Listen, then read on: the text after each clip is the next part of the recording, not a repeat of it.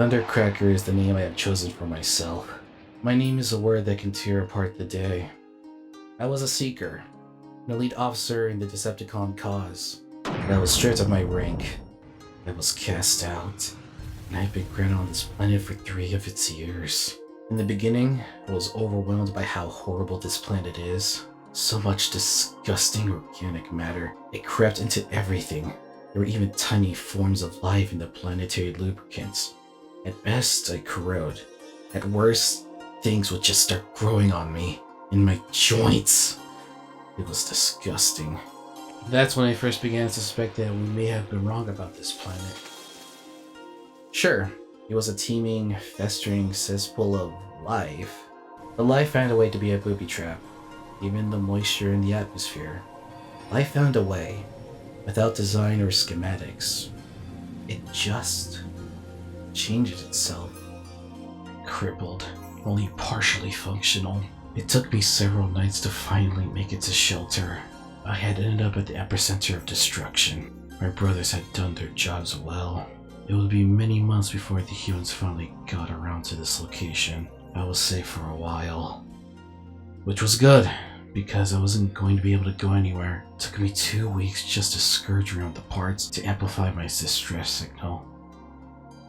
Then I had nothing but time.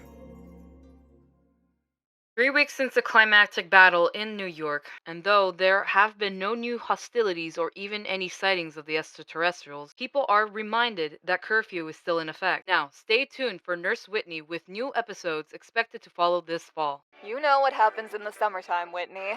Silly college kids, always pushing each other into the pool. So what's wrong with that?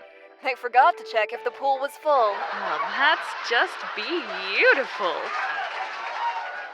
1.5 billion swarms across the savanna of Africa. These are the most numerous birds on Earth. Some flocks are so vast that they can take over 5 hours to pass overhead.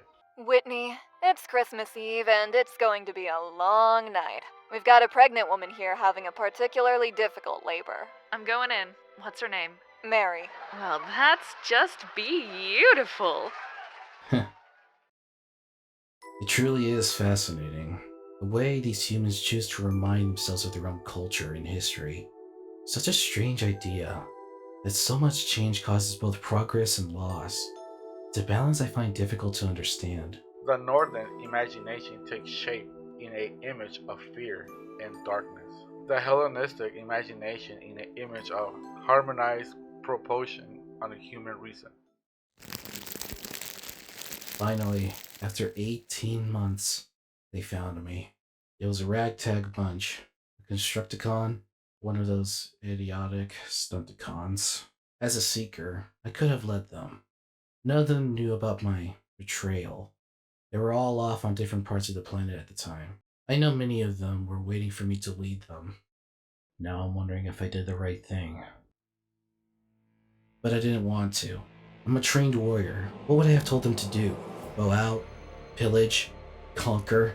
Conquer what? With our ranks shattered and our leader fallen, the only thing to do is surrender. If we had been facing Autobots, I would have surrendered. It is not honorable to cower and hide. But the Autobots were in hiding too. The humans took away their victory, just as they took away my war. I had no idea what to do with myself. Wasn't even sure what honor was anymore.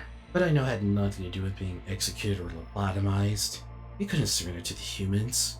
So we fell behind the only one who can lead us. The cheat, the fast talker, the survivor. Swindle is planning something. He has to be. I assume the others suspected too. There's so much confusion and anticipation in the air, especially in the Autobots. The way they throw themselves into their work to drown out their mounting dread. Hot Rod or Rodimus might actually talk faster than Swindle. I look at them and I feel pity. No, not pity. Remorse. Remorse that they still can't see where they are. Even the youngest of us is thousands of years old, and for as long as we functioned, we've fought the same battles in the same ways, held the same allegiances, lived the same lives, We call ourselves Transformers? Where's the transformation in that? There are a few things currently on Earth that have lasted as long as we have. Even the great structures of the very planet itself changed over time. I used to find that Transius laughably fragile, but I see now that it's actually a strength I'm just beginning to grasp. Each destruction, from wildfires to wars, is an act of creation on this planet. Fertile growing seasons, spectacular geographic formations. I believe I finally understand the meaning of the word beautiful. I can't think of the last time we created anything. Megatron acted as if the humans were beneath his attention, but he couldn't have exterminated them, even if he wanted to. Life will find a way. In 3 years, they rebuilt an entire planet. They have us on the run. These people are invincible. We have so much to learn here. Yet all they want to do is fly away.